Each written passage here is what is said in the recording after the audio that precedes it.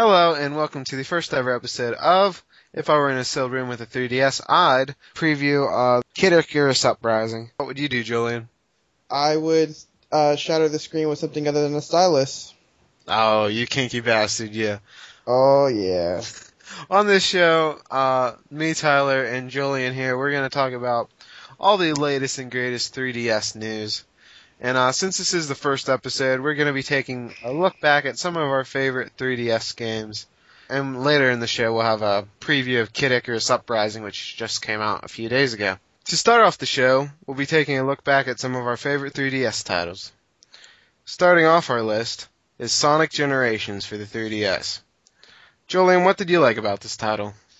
What I enjoyed about it is that, in my personal opinion, I felt like the game had a good sense of speed, pretty much kept up with the classic games, and of course, going with the whole overall style that the series was going for, Generations as itself, going back to the roots.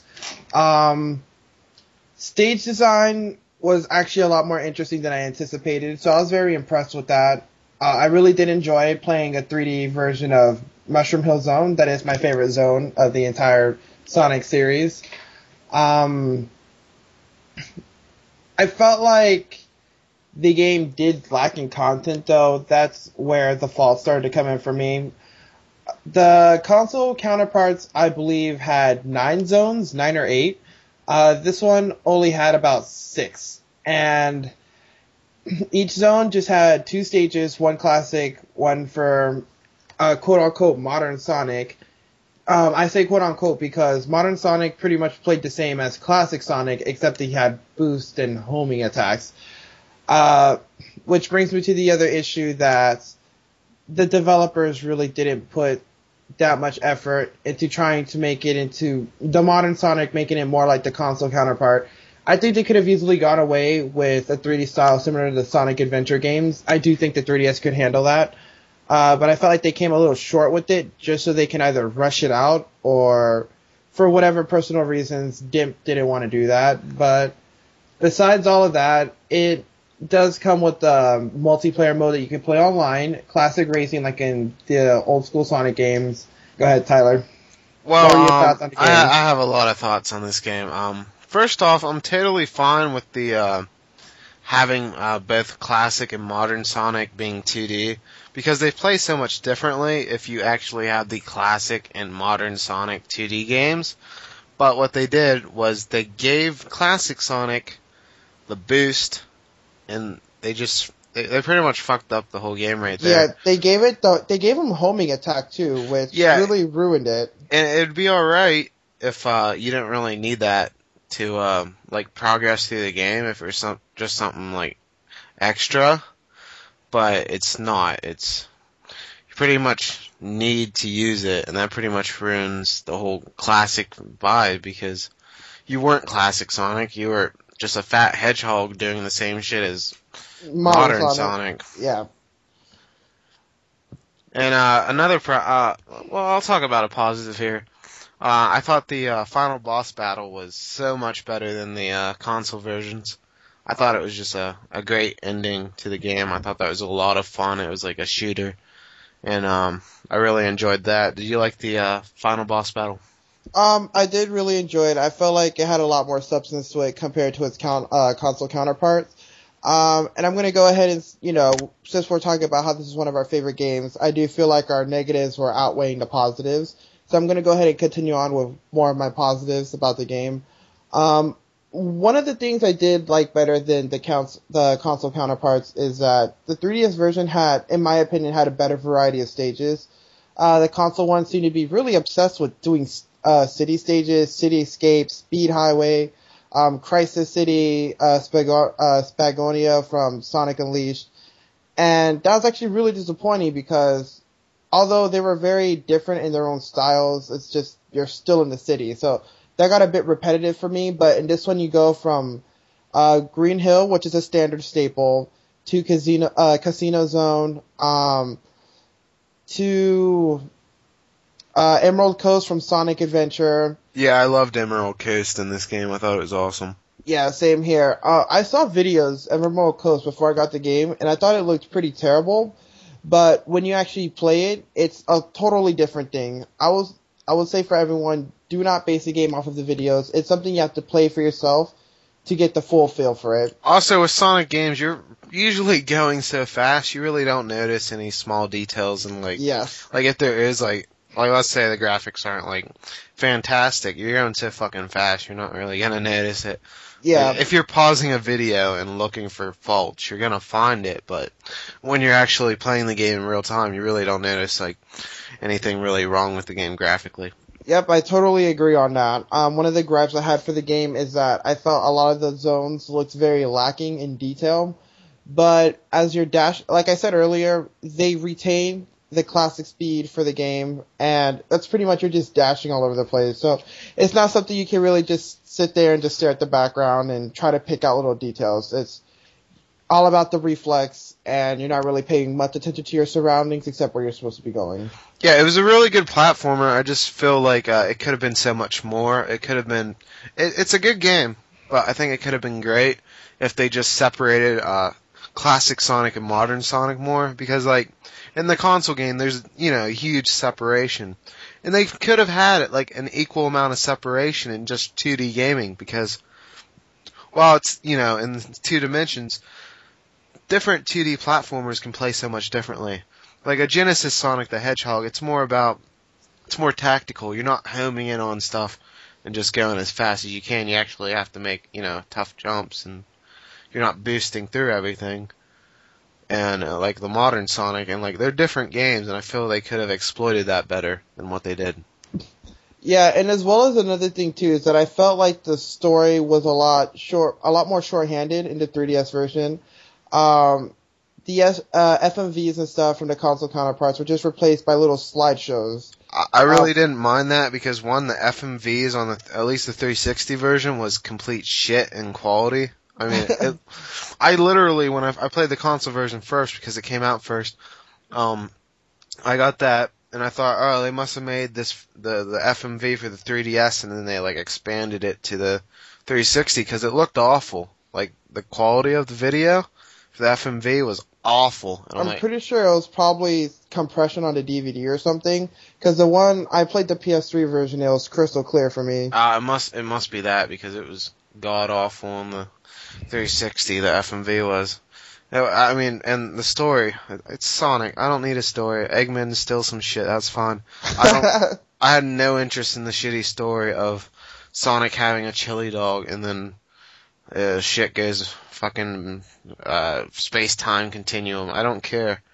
And just classic Sonic being silent because they couldn't pay Urkel like $20 to do his voice. Like I have no interest in that story. I mean, I don't have interest in like any of Sonic's stories. I was actually perfectly fine with classic Sonic being quiet. That really suited his personality. What personality? Where he just stood there. Exactly. He didn't have a personality. I can respect that. He just wanted some corn dogs. Exactly. Like, he was just there. He's like, let's just get some shit done.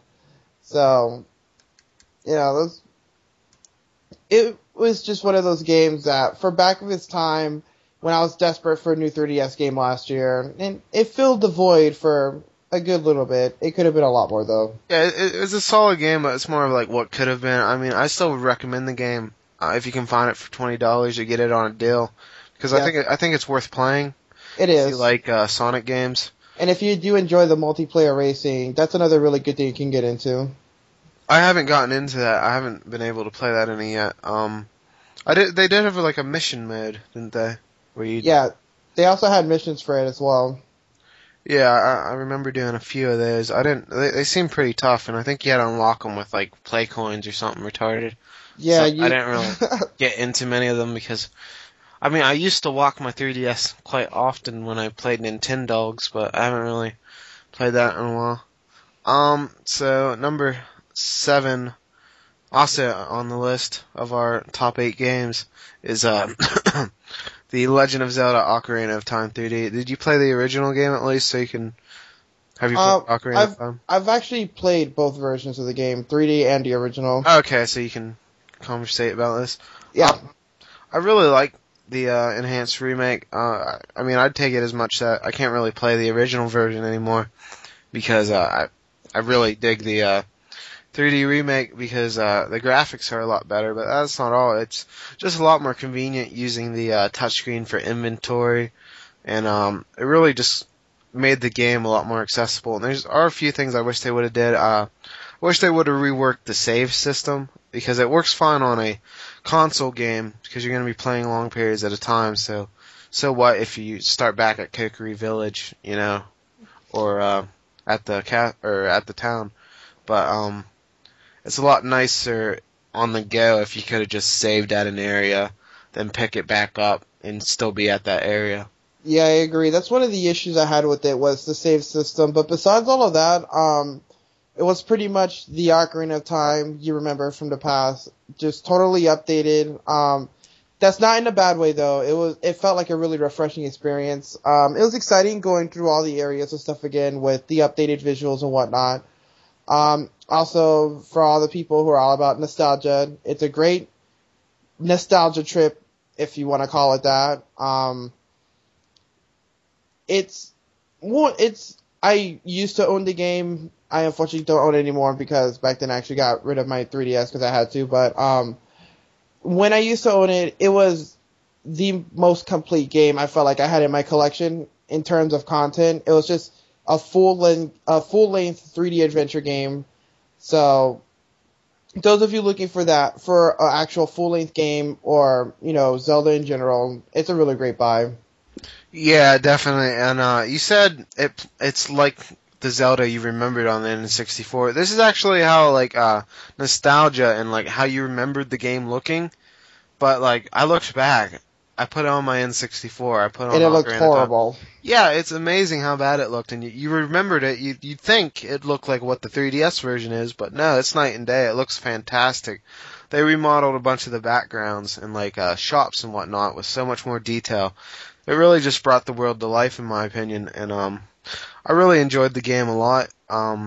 It's very lengthy. They added a boss rush mode, which I thought was pretty fun, and of course there's Master Quest as well. And I'm not sure if everybody likes glitches, but there's some pretty fun glitches in the game if you like to do glitch hunts and whatnot.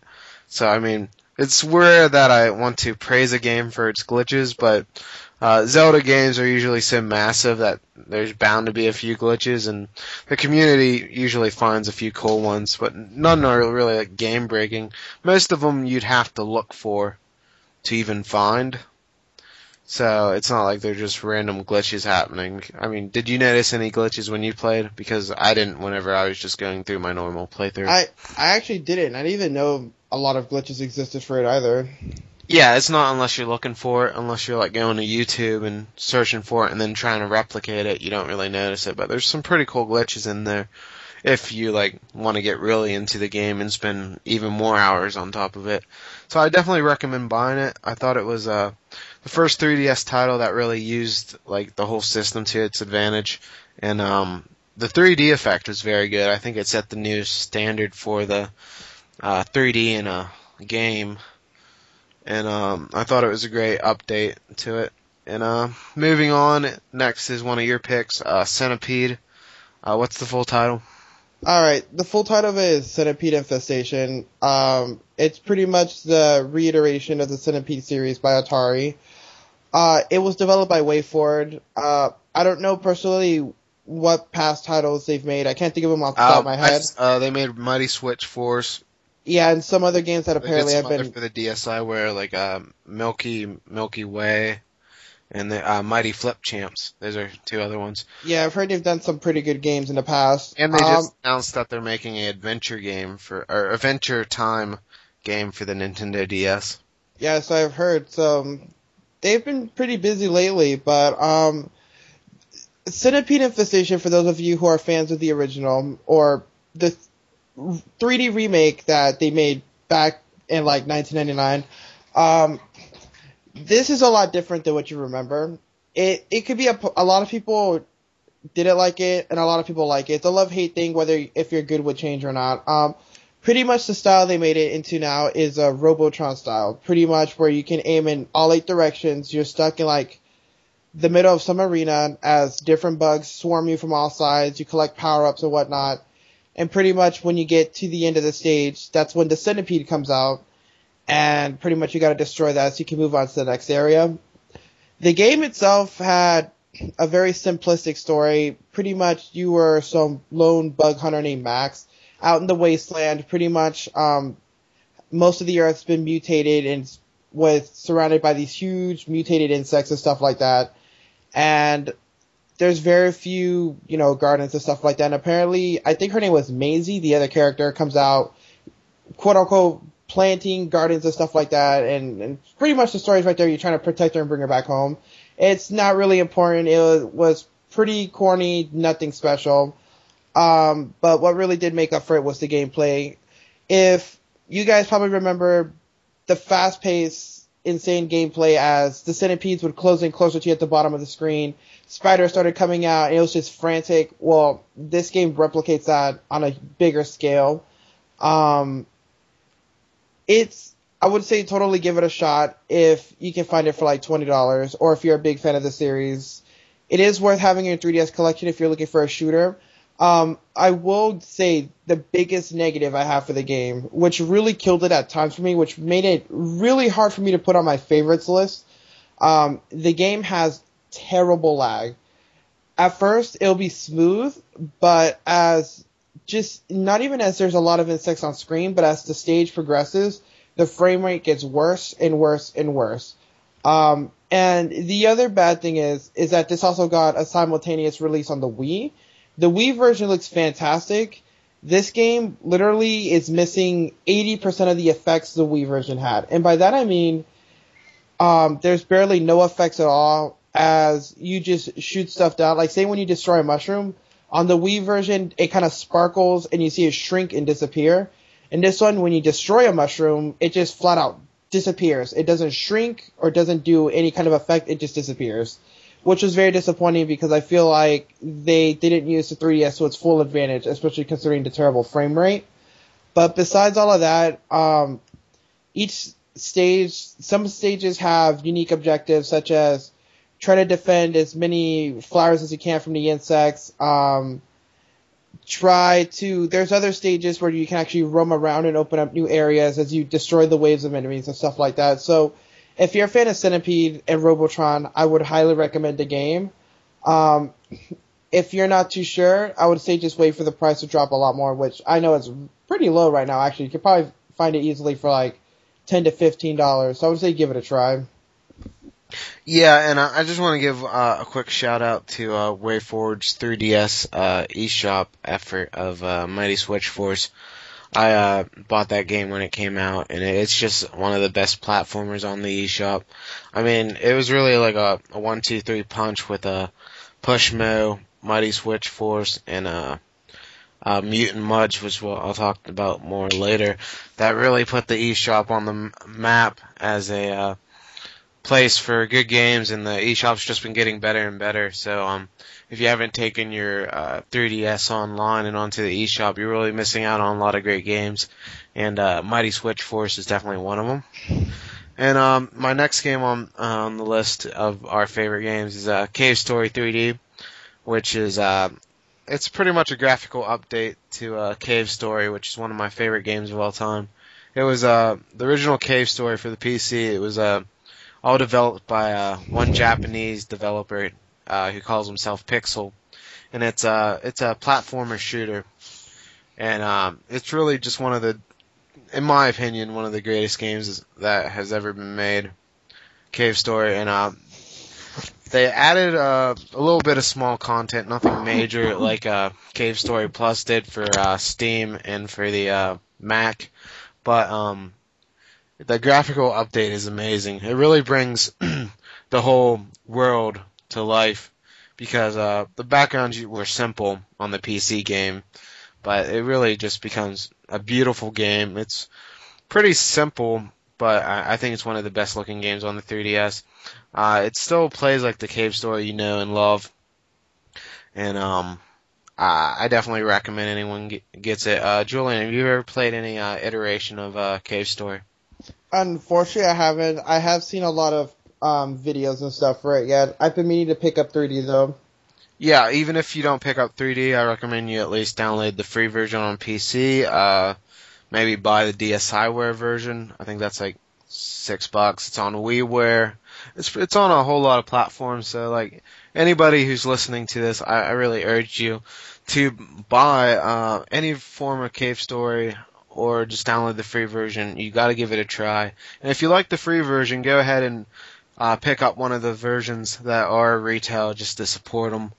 Nicalis and Pixel, and just support the release because it's really an amazing game. I hate when people will pick up a freeware game and play it for like months on end and then not even give $1 to the developer. So try to find a way to give some money back. Next on our list is the recently released Kid Icarus Uprising, which we'll be previewing later, so I'm going to skip over that right now, and we'll just preview it at length after we're done with this. Is that alright, Julian? Yep.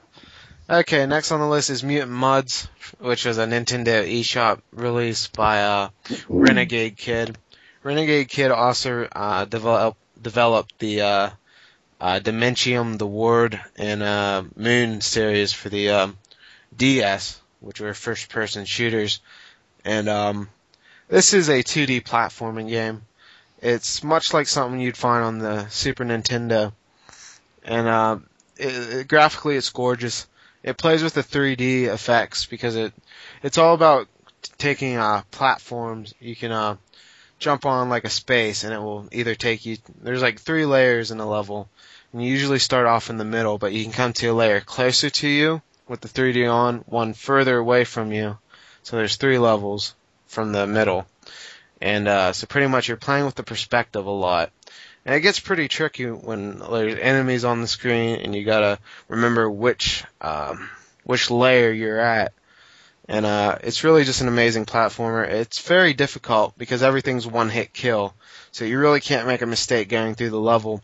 I've actually 100% completed the game. It was one of the most just gratifying things that I've done as a gamer lately because I really put a lot of work and effort into it. Each level, there's 3 goals. One is, of course, the finished level.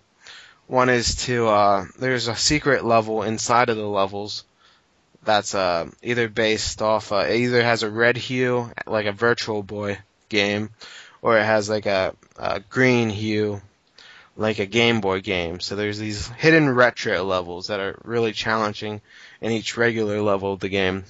So that's another one of the 3 things you want to do. And each level has 100 like coins in it, and you got to collect these coins for the 3rd one. And collecting all this stuff, it unlocks bonus stages. So it has a lot of content. I think there's probably about 20 levels, and 40 if you count the hidden levels. And it's really just a fantastic platformer. They're releasing a demo for it next week, and I definitely give it a try. It's pretty much your standard platformer, but you can have 3 power-ups. Either you have a gun, it's a water gun. You're fighting these muds that invaded Earth. And you have a water gun, you can pick up a more powerful version of it. Or you can have a jetpack, you can get a jetpack that lasts longer. Or you can get a hyper jump where you can jump really high. So you gotta choose which power up you want for each level, because some power ups may be more helpful on one level. And it has a lot of replay value. I think it took me probably about 10 hours to 100% the game. Which for I think it was like $7. That's a good amount of time. So I definitely recommend the game. And next on our list is Mario Kart. Julian, you want to tell me why you love that game so much? Yeah. For me personally, it was the biggest evolution to the series since Mario Kart Double Dash. With the inclusion of the propellers for when you dive into the water, from the hang gliders you get from when you launch off high objects and stuff, I felt like it gave the courses a huge, just dynamic boost. You'll be flying through mountains, through the skies, underwater. the most creative courses I have played in a very long time in a Mario Kart game. When I played Mario Kart Wii, I dismissed it pretty quickly after like the second cup, because for me personally it got really boring. I feel like it was really stale. Even with the quote unquote trick system they had and stuff like that, that had no interest to me. But immediately when I fired this one up and I had the 3D on, it was just, you could just see how much effort went into this title. There's new weapons such as the 7 item. I don't know exactly what it's called. Do you, Tyler? It's just called the 7. Yeah, 7 item. If you collect 3 of those, I have yet to figure out what that does to this day. I don't think there's anything for collecting 3 of them. You sure? Because I heard there's like some kind of, you'd get like triple items or something like that. I haven't heard that.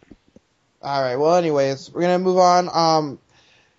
Their tracks vary from something like, there's a Wario Sunken Ship stage. I forgot exactly what the name was, but pretty much Wario Shipyard or something like that. Wario Shipyard, yeah. And you pretty much will be going from underwater to on top the sunken ship, back underwater into the ocean, and then soaring right up above the ocean around to the other end to some cove, going up a hill and back underwater. So you'll just be going all over the place. I know one of the interesting course variations they did are on the Woohoo stages from the Wii Sports titles. What it is, it's one long track from beginning to end, and you go through these checkpoints, and when you go through the third checkpoint, it's pretty much the end of the race. So I thought that was interesting because it made the stages really long. I know in one of the Woohoo stages, there's actually a part where you fly off a cliff, and using your hang glider, you would bounce off these targets as you would in the Wii Sports game. So I thought that was pretty cool. Go ahead and hand it off over to you, Tyler. Yeah, what I really liked about the game was pretty much the online play. I really liked having a community, and it made it a lot easier to just get in, start a game, and whatnot. I was kind of disappointed in the lack of modes, because it was missing the mission mode, and even something as simple as like a quick race. I can't just boot it up, make my own like Grand Prix of 4 tracks. I can't do nothing like that. So I think it doesn't have as much value single player as Mario Kart DS did, because it just had more modes. But they pretty much had the fundamental racing like down to a T. I thought it worked fine.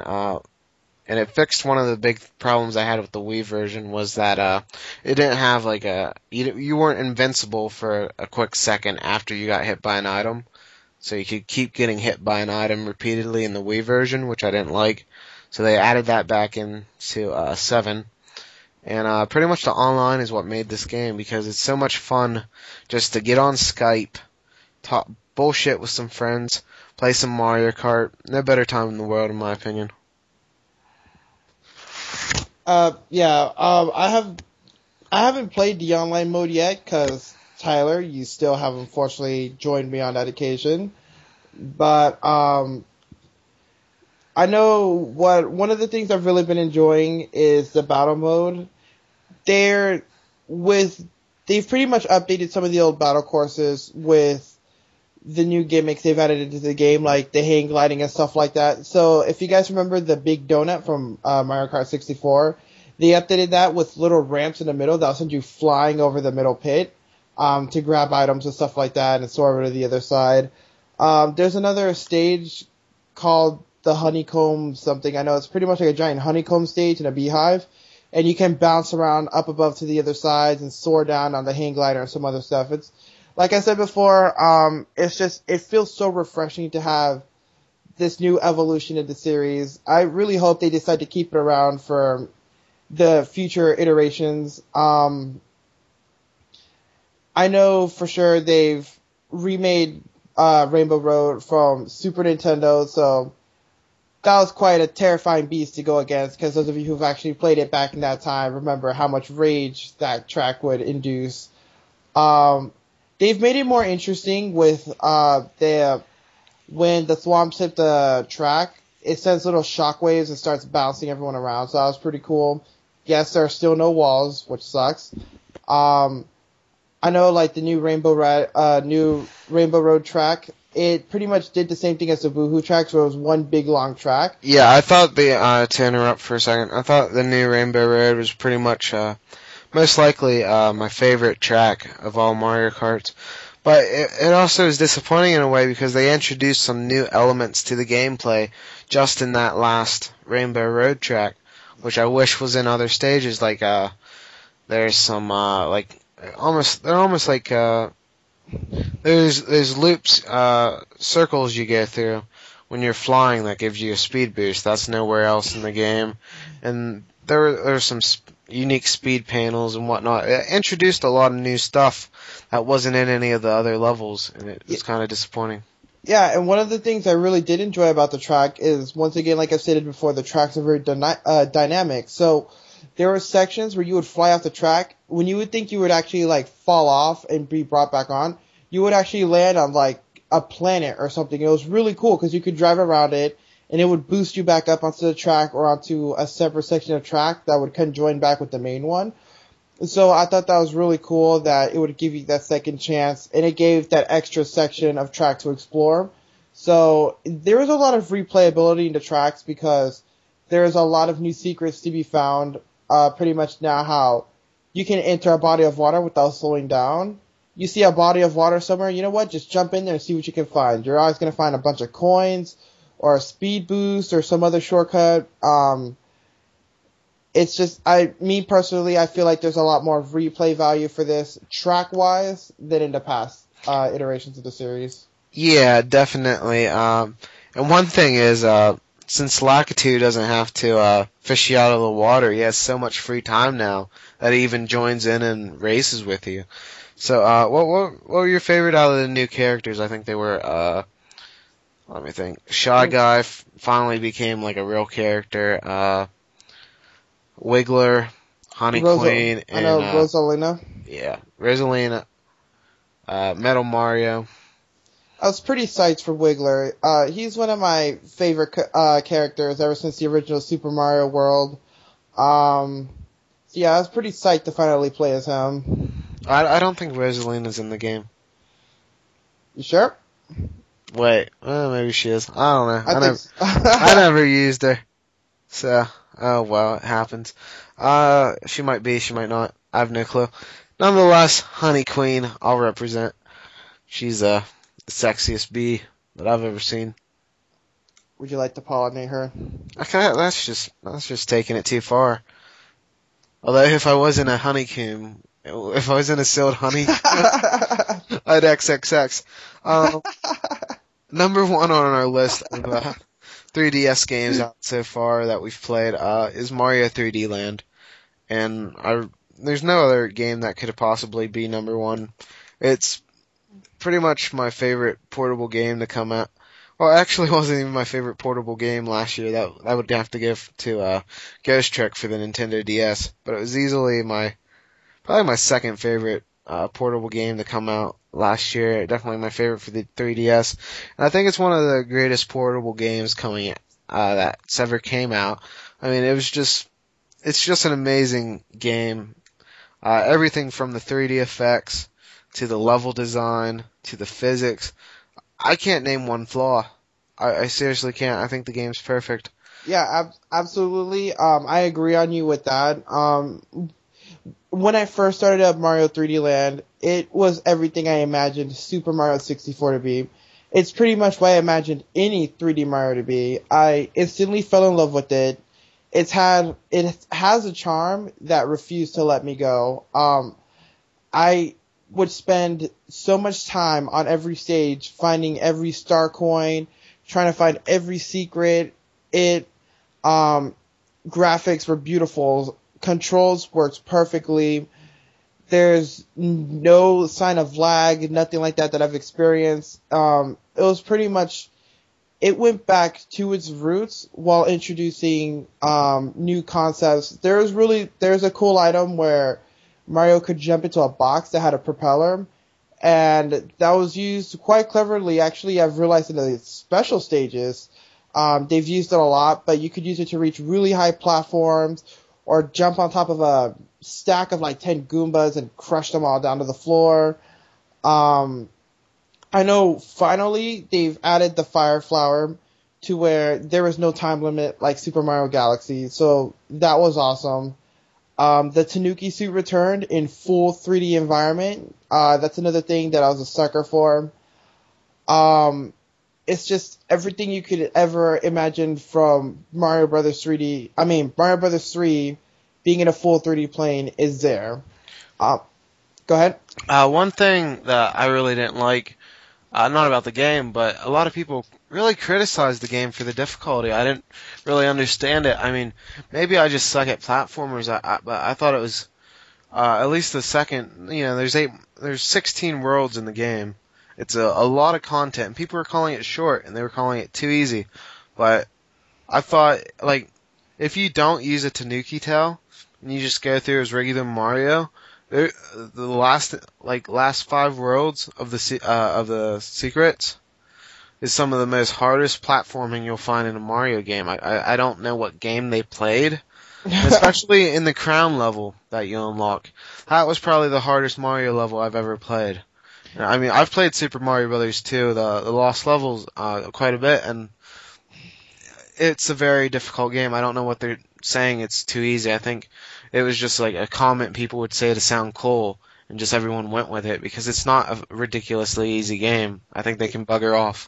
Yeah, pretty much. And the other super minor, tiny gripe I have with it, which isn't really even a gripe, it's just an option for those people who whined that the game was too hard, was if you would die in a stage 5 times, a special Tanuki box would pop up where Mario would spawn, and that would make you give you an invincible Tanuki suit for an unlimited period of time.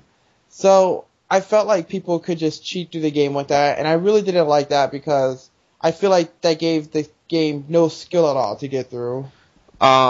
I didn't like that for a different reason, because I used it once, and I didn't know I couldn't get sparkly stars on my player select screen, and I didn't notice that until I was about halfway done with the special worlds, so I had to create a whole new save file just so I could 100% the game and have sparkly stars.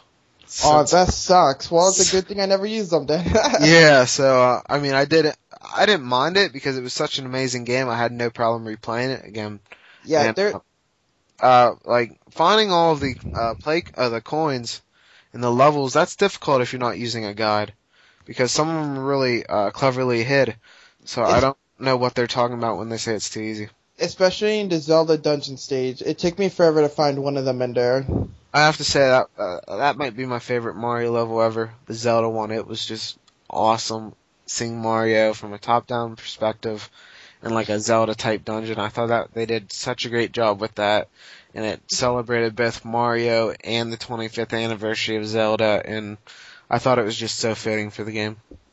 It was, and another thing to mention is that level design was absolutely incredible.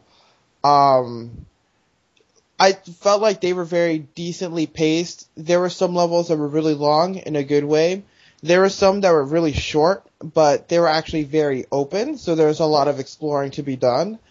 And I feel like they strike the perfect balance between the two. So there never was a dull moment where I felt like, oh, this looked like a previous stage or whatnot. Because I remember one of the things he kept getting criticized for is that the stages looked very barren and empty, and that is not the case, because when you jump in there in the game, you get the feel for how it's supposed to play. So, like I said before, everything is just perfectly fine-tuned and balanced. If you guys remember the cannons from Mario 64, something similar to that has returned in this game, which you can use to find toads that are out in the distance that can throw star coins or extra lives or something. And then, of course, you can also fire out of them out into the distance to wherever it is you want to go. So I thought that was a really cool touch. Some other things I really liked about the game is, as you were saying, they weren't all just linear levels. There were some that I could feel like if you added like 7 stars, they could have been a Super Mario 64 level. The one level, it was mostly sand, and then you could go in a building. I thought that level. That one for sure. Yeah, that felt like a Super Mario 64 level because you really could go around and explore it, and there were like enemies in the sand that would come up and try to eat you, and it really was a fun place to just mess around and adventure with, and like I feel as this game gives you as much as you put into it because there's so many little touches and nods to past games in it that like if you really want to go and spend your time, not just rush through it, but like search for everything, find everything in the game, you're gonna get so much out of the game.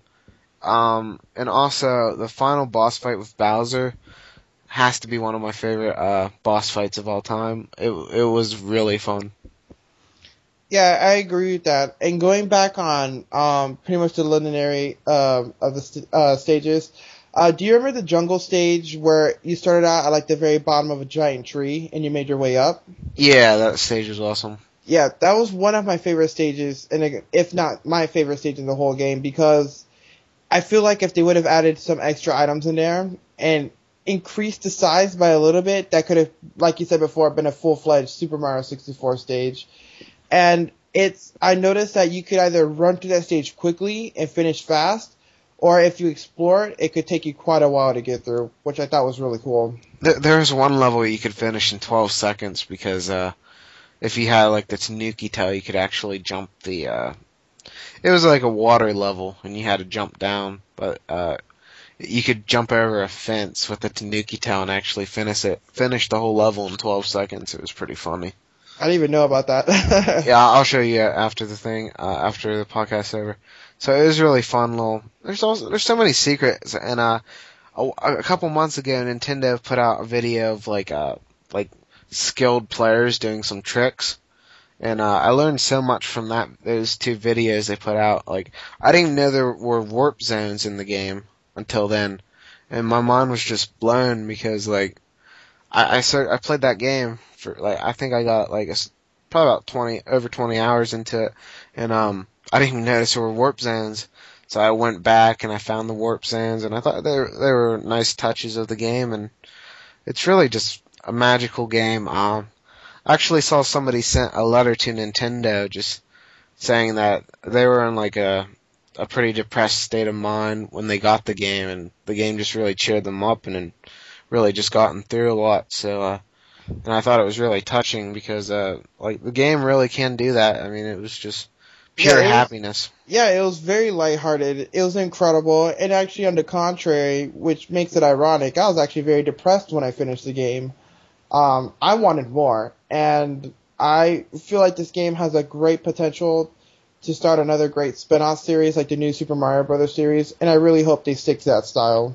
Yeah, I'd love to see another game like this, but I know their next project is a 2D side-scrolling Mario game, and I'm equally as amped for that as another game like this.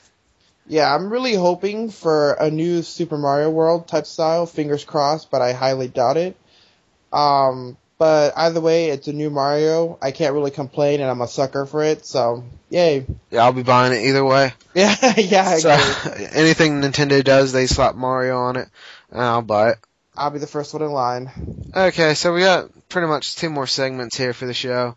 First, we're going to preview the big 3DS releases in the next month, April, and then we're going to give our hands-on with the new, hotly awaited release for the 3DS, which was originally supposed to be a launch title. It's been quite a while.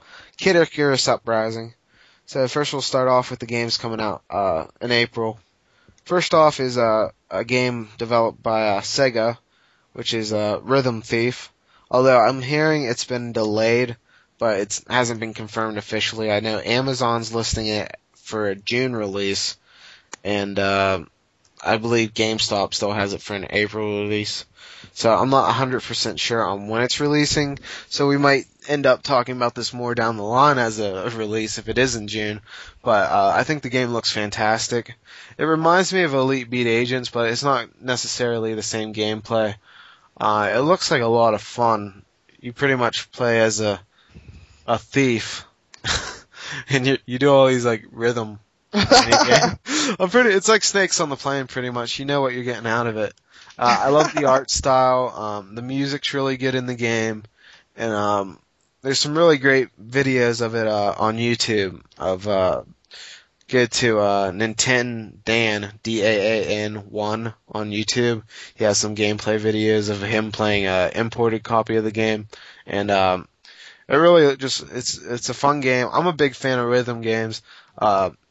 Three of my favorite DS games were the Osu Tatake Owendon series. There are two of those games, and Elite Beat Agents.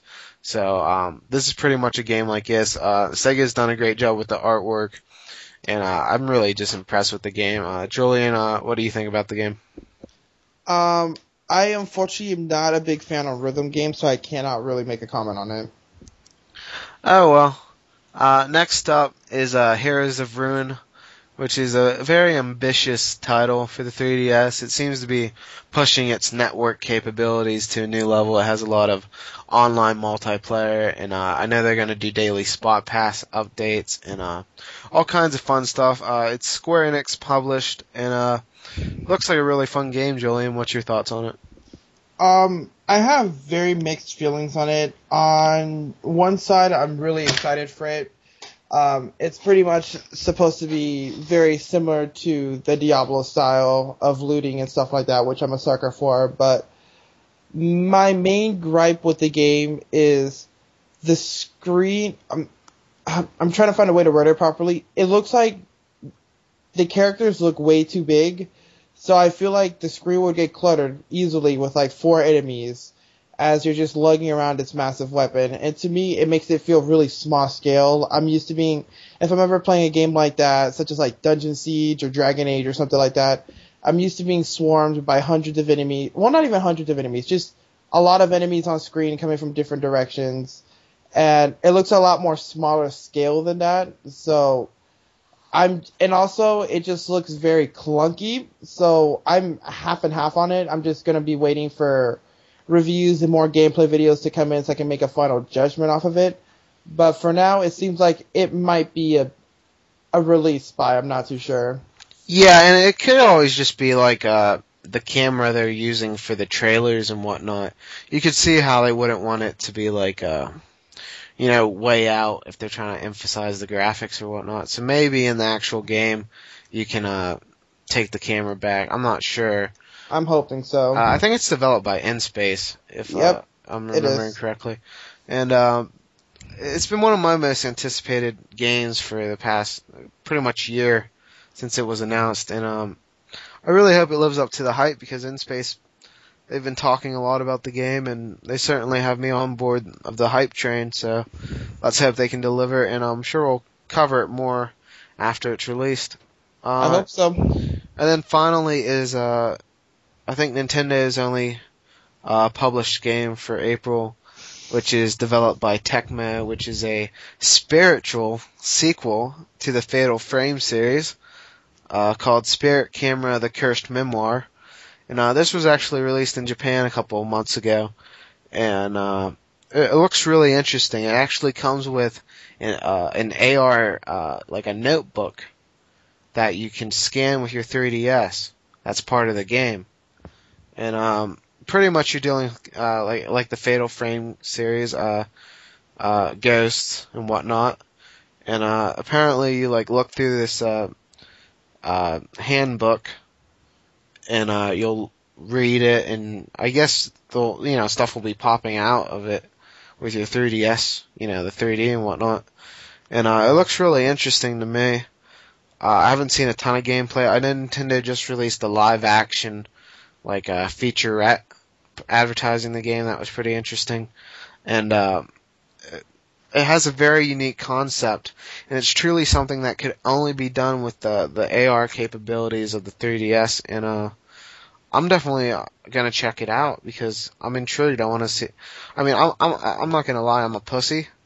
I mean, I about cried during the Resident Evil Revelations demo. I mean, I bought the game just because I want to. Really? That makes you a pussy. I want to support, major releases, and I'll get to it eventually. But I get scared easily. I mean, a couple years ago, I was replaying Doom on my 360, and shit jumped out at me. I was fucking scared.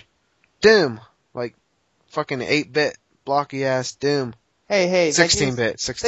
that game still scares the shit out of me. All right. So I mean, I get scared pretty easily. So so I'm probably gonna wet myself if I play this game and I'm looking at it, I'm reading a notebook and shit just flies out at me. It's not gonna be good. But nonetheless, I'm gonna pick it up because it's very interesting. Nintendo doesn't really publish terrible games that often. So, if they're gonna publish it in not just one territory, but 2 or 3, and it's not developed by them, then I guess they have, some they expect high things of the game. So I'm definitely gonna check it out. Julian? I know for me personally, I'm a big fan of horror games. Not necessarily a pussy when it comes to them. I did enjoy Resident Evil, but Resident Evil games never actually scared me. I've been more of a Silent Hill type person, and this game certainly seems to fit the bill. From what I've seen from it, it looks like it could provide some good scary fun, if you would. I don't think I'll be picking up at release. It's not really on my radar to get. Probably eventually further down the road when the price does go down, but I will be keeping my eye on it. Yeah, I'll definitely give some feedback when we do an episode after it's released, and I really hope it delivers because it's very unique, and I believe in Nintendo. I'm a fanboy. What can I say? So finally, we've come to the meatiest portion of the show. We're going to preview the hottest launch title. It's just a little bit late, ain't it? Still in the launch window, wouldn't you say? Just about a year after release. Oh yeah, definitely, Launch for sure. window. Kid Icarus Uprising, and I'm looking at the game right now on my 3DS. I have to say, the title screen before you enter, or not the title screen, but when you have it, like when you're on the home menu, and the screen that displays before you start the game, is probably the best one I've seen so far. It's absolutely gorgeous. It's very well animated for what it is, and very detailed. Yeah, I have to say, this is easily the best game presentation-wise on the 3DS. I mean, the whole game's gorgeous, and one thing I really liked about it, and there's so many little Easter eggs. The menus, if you tap on it to go somewhere, if you hold down on like a menu screen, you can move it around the different options, and you'll see all it interacts with the different buttons on the screen, and you can just move them around, and you try this when you have the game. You can see all the screen moving all over. It's hilarious. And then in the idle toss mini game, when you get these eggs, and you put them in a little launcher, and you launch them up, and you get weapons and whatnot. But if you drop it, if you just take the egg and drop it, and it hits the floor, it's gonna break. You won't get it back. It's just these funny little touches. If you drop it from like a short distance, it'll crack, and you can still get some out of it. But if you drop it like twice from a high distance, it cracks, and you'll never see the egg again. It's just hilarious because like who would put these little touches? You can tell this game's been in development for a while, and they've just done so much to the game. And another thing about the menus I really like is how they put the multiplayer, how they phrased it. Instead of saying multiplayer, they have it called together. And then on the screen, instead of local and Wi-Fi, they have it like far away and nearby. Now, I just really like how they're phrasing everything, and the game's just gorgeous. The whole menu screens, they kind of look like brawls. So Sakurai's definitely keeping the same style. And what I was saying about moving the menu icons around with the touchscreen, it actually works on any of the menu screens. It doesn't matter where you are, you can drag them around, and it goes back to where they were originally positioned, but it's just fun just flicking them across the screen. Julian, what's your initial impressions of the game? I have a lot of impressions on the game. You've pretty much covered most of the menus and stuff like that, so I'm going to go ahead and head into the gameplay here. Right when you boot off, when you start off the very first game, the presentation is literally smacks you in the face. Um, Everything is just incredible, from the voice acting to just with the 3D on, because I had the 3D on. I don't normally play it with it on, but this game is actually an exception because as you watch as Pitt soars through the clouds, which, mind you, the lighting is beautiful. Like, this is truly what the 3DS can do, and it's incredible. You can just see the depth and everything as the enemies just come up and Pitt's just soaring around. You get that sensation of flying. As weird as it sounds, as you're looking at the screen, you can just feel like you're actually flying around. It's really cool. As you go through the first stage, you're introduced to just firing your weapon and maneuvering around.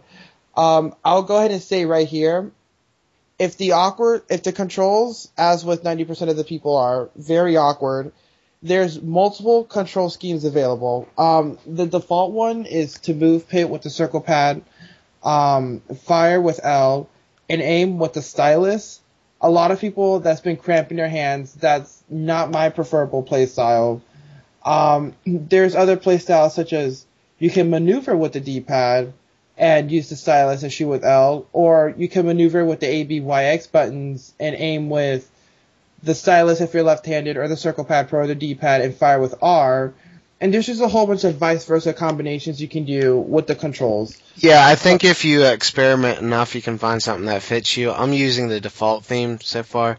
And I've been actually using the stand that came with the game. I actually really like the stand, as lame as it sounds, because it keeps me from cramping up. And I've never really had any problems cramping up, but I played the first mission today on level 5 intensity, and oh man, my whole body was aching. I felt like an old man, so I think the stand's definitely a nice way to go.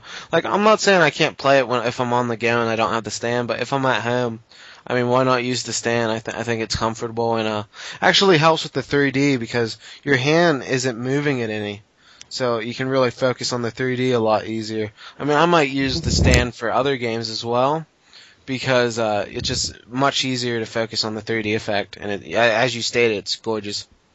Yeah, and continuing on with the controls, another thing is to, those of you who plan to get a Circle Pad Pro, or if you have one and you have not found out, it unfortunately will not work the way you want it to. The Circle Pad Pro pretty much is only supported to work for left-handed people if they want to use the extra joystick to move Pit, and then they don't give you the option of using both control sticks, which I thought was really stupid.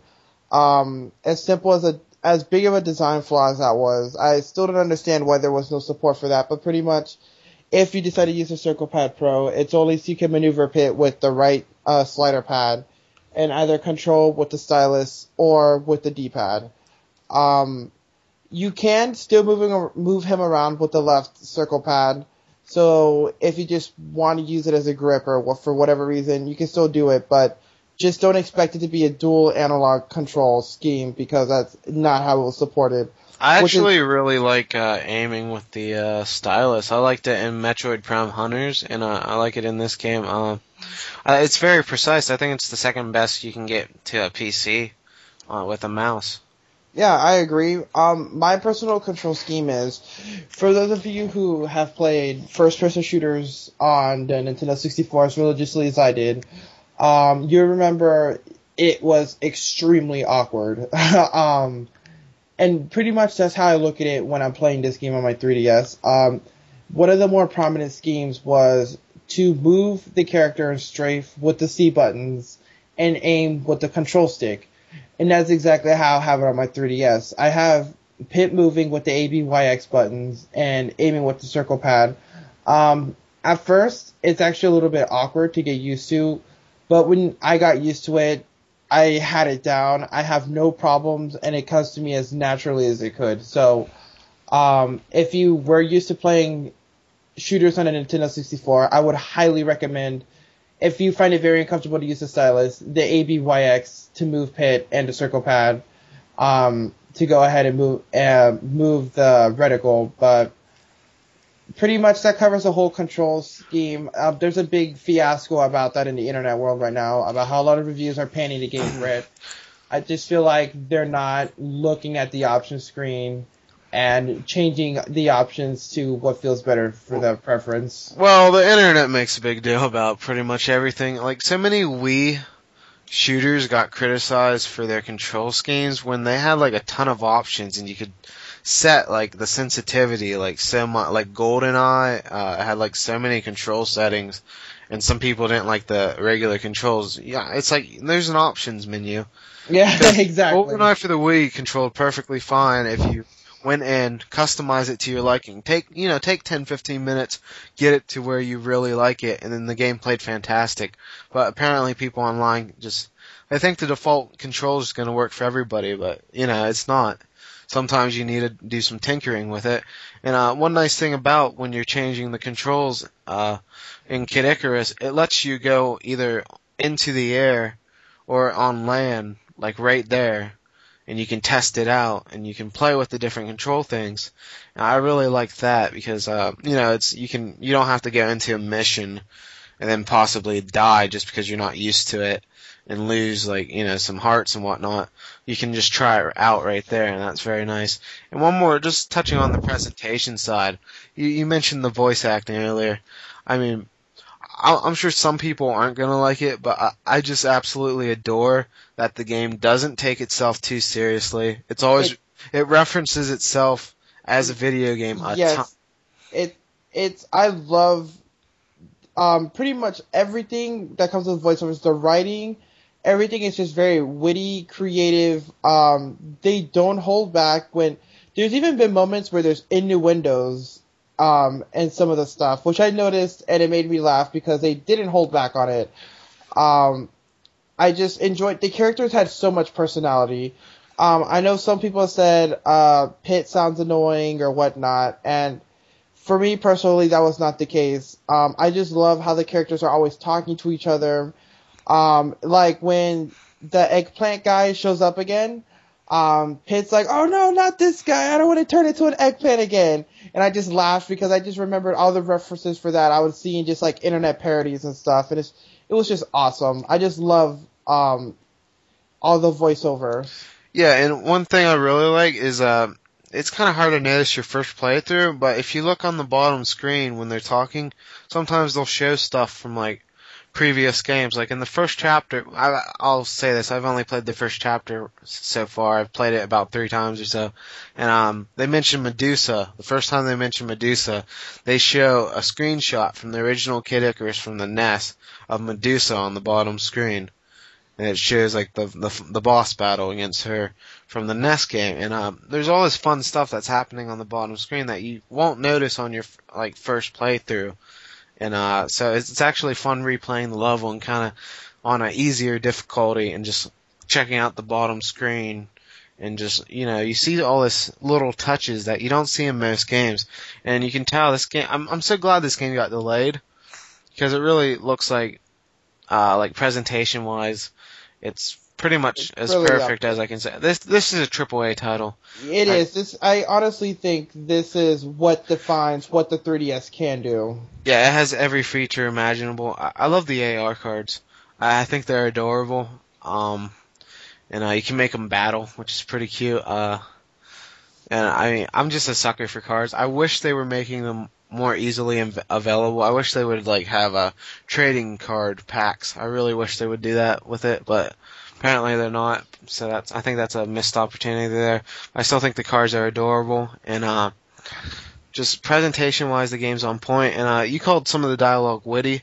I call a lot of it really cheesy, but I absolutely adore it. It's almost like Resident Evil, where some of the dialogue's so cheesy, but it's kind of tongue in cheek. And it's just hilarious. Yeah, very much, and it really defines the characters' personalities. As I've said before, they're just not characters. I've really fallen in love with, when the characters just start arguing with each other or whatnot. And touching up back what you said earlier about the sprites showing at the bottom of the screen, it does happen a lot in the game. It's a really neat feature when Palantine will be like, "Hey, do you remember this boss?" And it'll show the dragon at the bottom start moving around in old school sprite form. And Pit will be like, yeah, and then she'll be like, well, guess what, he's back, and then this dragon will like fly through the clouds right at you, shooting fire, and it's just really cool. The boss battles are insane. I don't think any game has ever made me want to fight a boss as much as I do in this one. They're just so insane. Like when you're fighting the 3-headed dragon, I forgot what it's called, but as you watch, as they're just pretty much charging to shoot fire, it's just a really cool effect. It's very intense as you're dodging all over the place, as they're violently spewing fire towards the screen. It's just really cool. I'm trying to find a way to word this properly, but I feel like as a game in itself, it really plays homage to the older gamers who remember stuff from back in the time. Because there's a lot of the enemies are actually very, very random. You'll be looking and you're just kind of like, what the hell is that supposed to be? What purpose does that thing serve? And it's just all around fun. Though the general gameplay is pretty much shooter as you're flying through the sky. It's always, every stage begins with you flying around, shooting down enemies. Don't think of it as a shooter like Star Fox, although you can. I feel like it's a little bit more than that. It feels more like Sin and Punishment, the flying parts. I haven't personally played that, so I can't really comment on that, but I'll go ahead and take your word for it. Well, on the Wii, it's the same way where you move your character, and then you aim. Like, you'd aim with the Wiimote, but you aim with the stylus in this. You move your character separate. In Star Fox, your aiming is also your movement on the screen.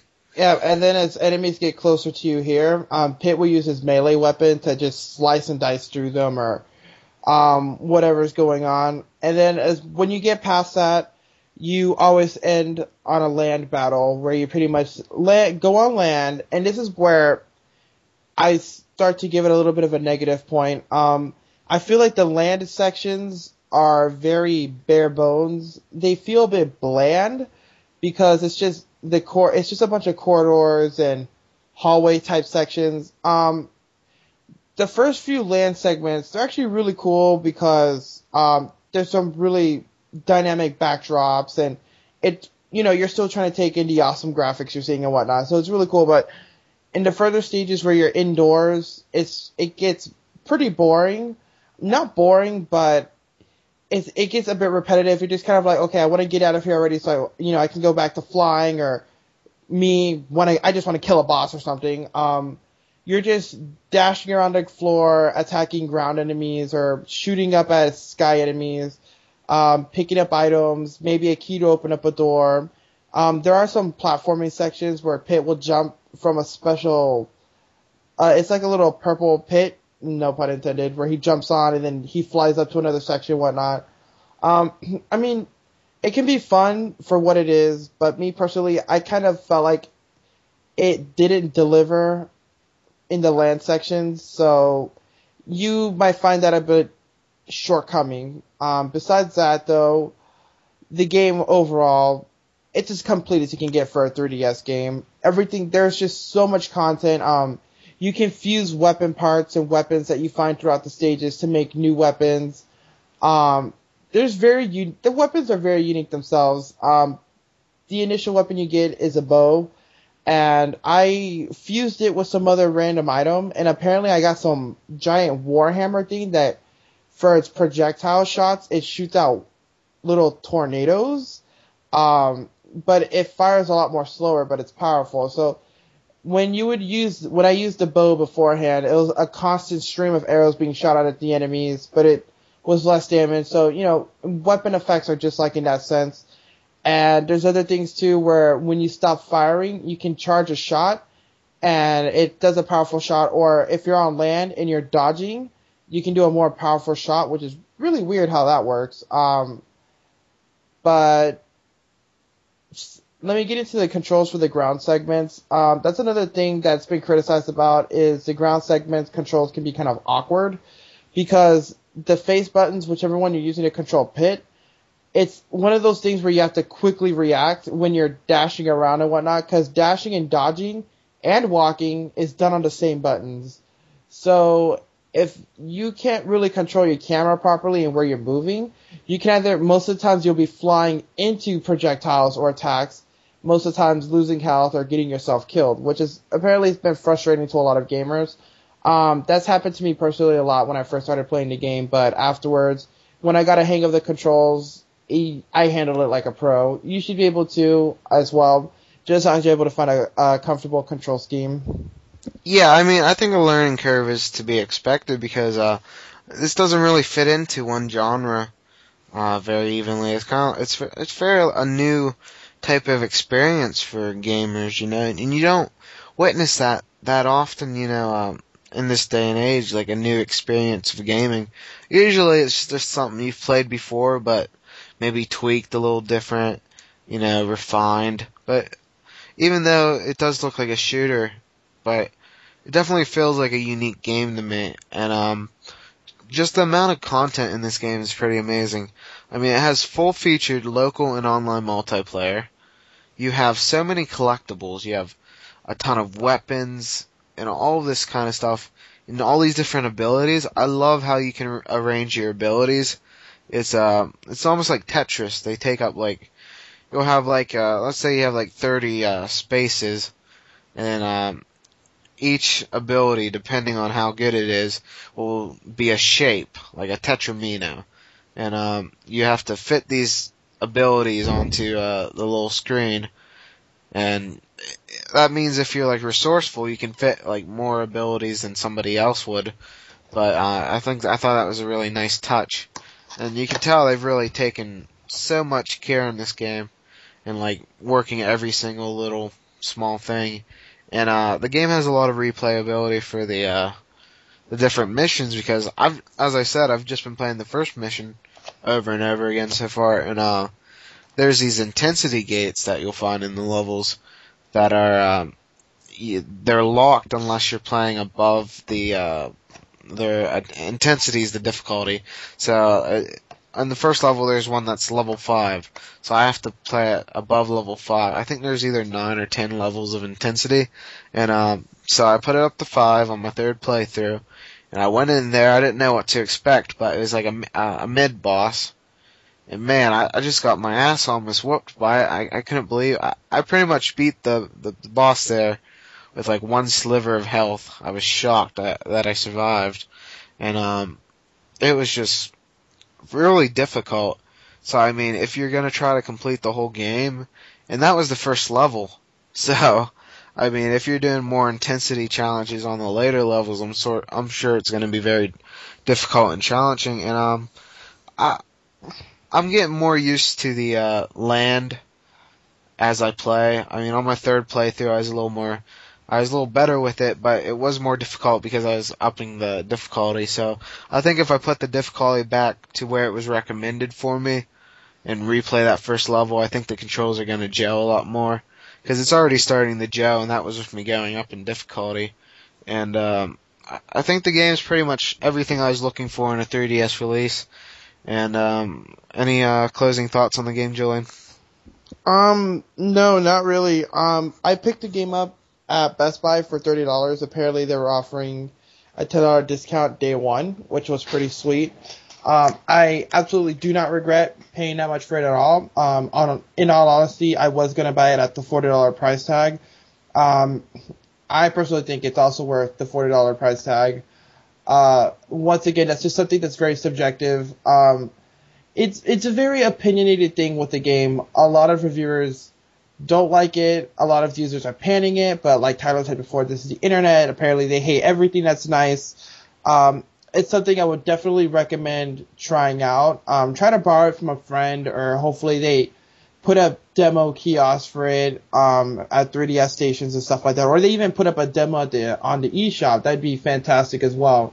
But I'll say don't dismiss it off on the spot. It's definitely something you want to try, and it's the most complete experience you can find on your 3DS right now. Also, I think people make too much of a big deal about scores. I don't think people read the actual reviews because Jim Sterling of the wonderful Destructoid blog, he ended up giving the game a 5 out of 10 because he just didn't enjoy the walking on land portions, and I mean, if you actually read the review, it wasn't overly negative, and people acted like he was just giving it such a negative review. But if you actually take the time and read the review, which apparently is becoming so rare in this society, where they just scroll down, look at the score, and start bitching if it's not high enough as what they expected, and they just went crazy on him for no other reason than that he wasn't crazy about the on land parts. He said it was equal parts like greatness. He loved the flying parts, but he thought it was clunky on the ground. And I mean, it seems like that from my initial play. I mean, I'd give it a higher if I had to score. I'm not a big fan of giving scores to games because I think it's useless. I'd probably give it a higher score, but I mean, if you actually read the review, there's nothing really wrong with it. He's giving his honest opinion, and that's all you can really ask of a reviewer. And yet people just bitch because he didn't give a game like a 9 out of 10 or a 10 out of 10, and he gave it an honest score on his scale. He said it was an average game because it had moments of greatness, but it had, it faltered at points. I can't really argue with a score like that if that's his opinion. And people just make such a big deal about it. It's ridiculous. And so read reviews. I mean, don't just look at the final tally. Don't just go to Metacritic and base your whole opinion on some aggregated score, because that's bullshit. And I totally agree on that. Because a lot of my favorite games have gotten horrible reviews, but the reviewers like certain portions of the game, so it's just something you definitely have to try out before you knock it. Yeah, it comes down to the individual gamer. And one thing I always do, if you are going to use Metacritic, do this. Take a review from the middle. Take a review from a site that you trust, and this will come over time. Take one of the lowest scoring from the sites, and take one of the highest scoring. So that'd be like 4 or 5 reviews. You read those from top to bottom. I think you're going to get a good indication of what the game is. Because if you look at the most negative review, you're going to get a lot of the bad points. You look at the best review, you're going to get pretty much all the praise. And you got to put the truth's usually somewhere in the middle. And you're going to get that from if you look throughout. You got to read it though. And that's pretty much just a little rant on game reviews and gaming scale in general. They're just giving games. It's like a 3-point scale now. Like 7's bad. Yeah, it's like 7, 8, 9, 10. And it's like if a game scores any less than 9.5, it's an absolute disaster and the worst thing ever designed. Yeah, and like Metacritic's pretty much to blame, because I think it's like under like a 70, it's bad or something ridiculous, or 60. When 5's average. 5 is average. That's what it's supposed to be in a review scale. And it's like, my general rule of thumb is not everyone likes the same stuff. If you look at it, it seems to be your kind of game. Like I said before, try to rent it or borrow it, or try to make your best impression from it, and try to summarize reviews and see what you can come up with. But don't dismiss it just because games get negative reviews for for multiple reasons. It's just, once again, everyone has different tastes. Yeah, I'll definitely be writing a review for Kid Icarus Uprising in the future for the site, and probably 3D Classics Kid Icarus if I can ever beat the first damn level. I'm having so much trouble with that game, it's ridiculous. I had no clue it was so difficult, but I can't beat the first level, but I'm going to give it another go. But definitely in the next couple weeks or so, I like to finish a game completely before I review it, so it's going to be a while, but look out for a comprehensive scoreless review of Kid Icarus Uprising, where I'll just try to wax poetic about the game in the near future. And any final words on the 3DS and anything else you're really looking forward to, Julian? There's just 3 titles that are on my absolutely hit list for the next few months, and that'd be Mario Tennis, which hasn't had a new entry in the series since the Game Boy Advance. Yeah, I'm so excited for that. Mario Tennis Open, Mario Tennis. Yeah, Open. It looks so good. Especially that it has full online play, so that's new to the series. I'm extremely excited about that. Yeah, I can't wait to kick your ass, like, all day. Yeah, you wish. I will whoop your ass. And then the other, which was a really big surprise last year by InSpace, is the release of Roller Coaster Tycoon 3D, which was originally supposed to come out in March, but apparently Atari pushed it up to May So we should hopefully be hearing more about that soon. But it is one of my all-time favorite series from when I was a little kid. It's in space. They do very well with handling other IPs, such as the Call of Duty games on the DS. At least in my opinion. I know some people tend to hate those. So I have high hopes for it. Fingers crossed that it'll come out to be a fantastic game. And then, of course, my all-time favorite Mario series, which is Paper Mario, which apparently has been in limbo for quite a while now. It hasn't had any new information on it, but I'm psyched on it till the very end. It was one of my biggest selling points on buying a DS, and I am eagerly looking forward to more information on it. Well, I don't really think it's in limbo. I just think they've been tight-lipped about it, Yeah. I mean, how often do you get, like, a ton of details from an intelligent systems game? Like, yeah, that's true. Although I am kind of contradicting myself because Fire Emblem Awakenings had about, 20,000 information come out in the past week. But usually intelligent systems pretty on the down low with their games. So I hope you enjoyed the first episode of... I'm gonna edit this. Derp. God damn, what the fuck's this called? If I was alone in a room. Shush. No, it's sealed room. Okay, So we hope you enjoyed the, oh fuck. So we hope you enjoyed the, for fuck's sake, John. So we hope you enjoyed the, oh fuck. Okay. So we hope you enjoyed the first ever episode of If I Were in a Sealed Room with 3DS, I'd preview Kid Icarus. So I hope you really enjoyed it, and we're out. Peace. See ya. This has been a presentation of Hard Reset, your last resort for gaming analysis.